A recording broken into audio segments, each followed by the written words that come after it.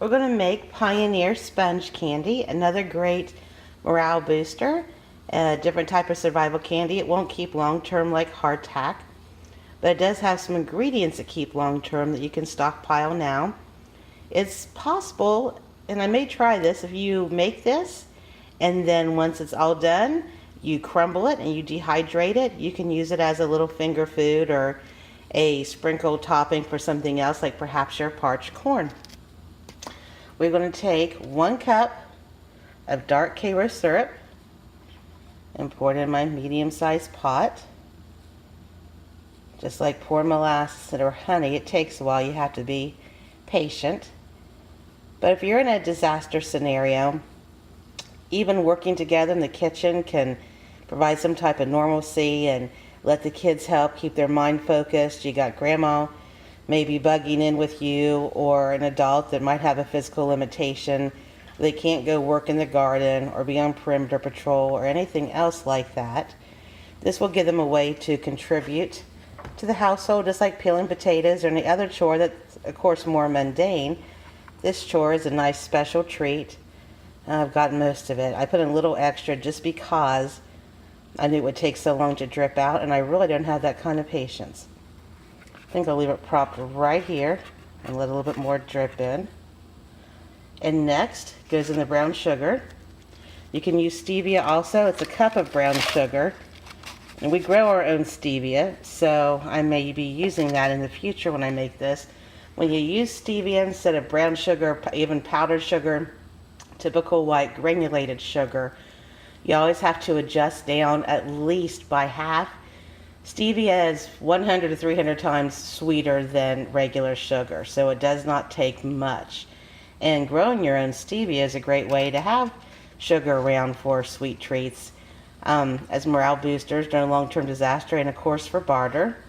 Next goes in the tablespoon of apple cider vinegar. That was the quickest pour yet. Let's see if we got any more out of our dark Karo syrup. No, and I'm sure we have a full cup in there since I did extra.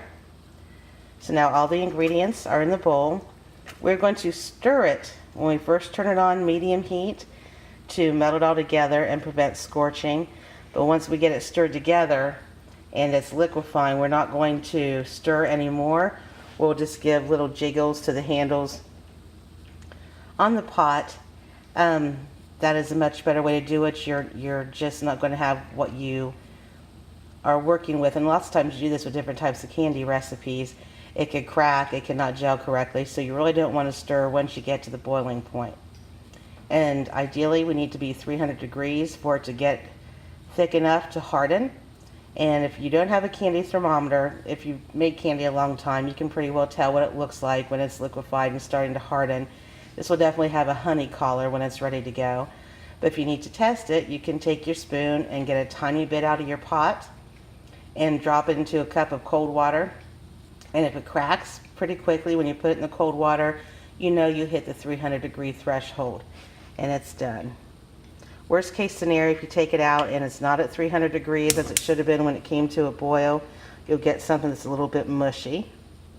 Getting my medium heat started here. I'm going to go ahead and start stir this. It doesn't take very long, several minutes usually, to get everything to meld together and the sugar to liquefy. These are kind of thick chunks since brown sugar tends to clump up. If you were using stevia, this would be a lot easier. You could just break apart your leaves and toss them right in there. Just chop them finely so they don't take very long to liquefy. But even on a medium heat, you can see that the sugar is starting to break apart and meld with the Karo syrup and with the vinegar. So I will keep stirring until my brown sugar all dissolves and we come to 300 degrees. Once we get to 300 degrees, we're going to take it off the heat, not just turn the heat off, especially if you're using cast iron, but take it off the heat and immediately pour in our baking soda. The sugar has now all dissolved, so I'm going to do the jiggle method to move it around to keep it from scorching. And actually, I'm getting a little bit concerned about scorching. I turn my heat down a smidge more, almost to the low mark. My gas stove gets fairly hot, So I generally, oh yeah, I made a mess. So I generally turn it down a little bit more than what any recipe calls for. So now you see that it's at a boil.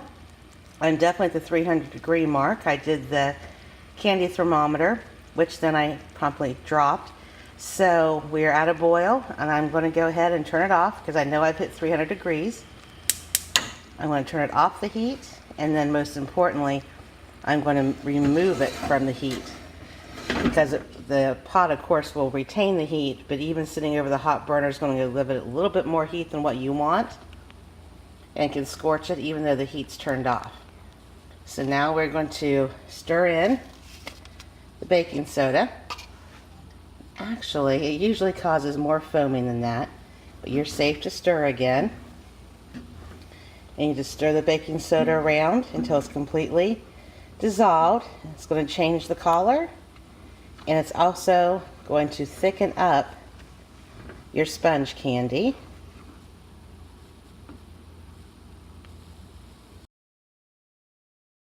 When you're pouring sponge candy from the pots, you're going to have some left over in it, and it's hard to resist the urge not to scoop it out. If you grew up in a household that was at all frugal, you always made sure you got all your batter out of everything. But when you scoop it, it breaks the tiny little air membranes that are in it, and that's what makes it spongy. So you can split the difference, and instead of scooping out won't drip because it is thick and gooey, or your arm gets very tired from holding the bowl up for several minutes, you can go ahead and try to salvage this by pouring it onto a plate of its own, or perhaps even leave it in this pot and just eat it from there. As you can see, it's very thick. That's how thick it should be. It takes a good while to get it out of the pot. You just hold your pot over your baking dish or your cookie sheet or whatever. I was going ahead and reusing a cast iron skillet because I already had it out. And you hold it, you just let it flow into the pot and spread out on its own. You do not stir it around, you don't do anything to it but let it drip. That's what gives it the spongy texture, and it's all the little membranes in there. That's what makes it so delicious to bite into. I apologize for not letting you watch that process, though it wasn't exactly exciting watching this slide out just about as slow as honey or molasses. My new tripod I was so excited to receive because my last one broke and made it very hard to do more hands-on things in these videos. It arrived yesterday, couldn't wait to use it. I set it up, I had the light perfect, checked the angle, tilted it down to my stove, and the top of the tripod fell off. So back to the store it goes, or back to Amazon. But this is what it looks like, and all that I did was simply pick this pot up, and I held it over top of this one, and I let it flow and drip out as slow or as fast as it wanted to. Gravity did the rest of the work, and it took, maybe 35-40 seconds for it to spread out in the pot. And I meant to mention the last video, after everything liquefied, the sugar and everything melted together, it took about 3 to 3.5 minutes to hit the 300-degree mark where it got foamy and was ready to come off the heat. And this is really one of the easiest things you're ever going to have to make because you don't have to stir much of anything. You pour it in here and you let it sit. You do not cut it. It is a candy and has a thickness, not quite like a fudge, but fairly thick. But it just sits here and it cools, and as it cools, it will break apart, and you just reach in and scoop out your bite-sized pieces. What is so great about this is Karo syrup keeps forever. So does baking soda. So does brown sugar as long as it's stored properly. And of course, apple cider vinegar. You don't need milk, you don't need eggs. You're not wasting any of your precious flour. It makes it a very good long-term disaster treat. And if you want to, though it's not entirely necessary, you can add some toppings to it. And since we are not in a situation where all of our supplies are finite, I'm going to go ahead and sprinkle some chocolate chips around it. Though not the whole thing, because our daughter and son-in-law are allergic to chocolate. I could not even imagine such a travesty. So you just sprinkle them around wherever you want. You could use collard sprinkles. You could use nuts. You could use some of the parched corn. You can really use anything that you wanted to do to give it a little bit of extra flavor, but it's already very sweet with the brown sugar and the Karo syrup, so you don't need a whole lot to add sweetness. This is fine just on its own. And as you can see, if you use something thick like a chocolate chip. They are going to sink in a little bit, and that's okay. I always worry about that bursting the membranes, the air membranes or air pockets, but it's part of whatever every recipe I've ever seen, and it's never tasted too thick or gooey or like I ruined it, so I go ahead and add them in occasionally. It will probably take 10, maybe 15 minutes for this completely cools well enough to start break apart. If you didn't quite hit the 300-degree mark, or you left on a little too long or a little too short, that time will take a little bit longer. It'll take more like 20, 25 minutes. Worst case scenario is you have something a little bit runnier or a little bit gooier than what you intended, but still going to taste incredibly delicious.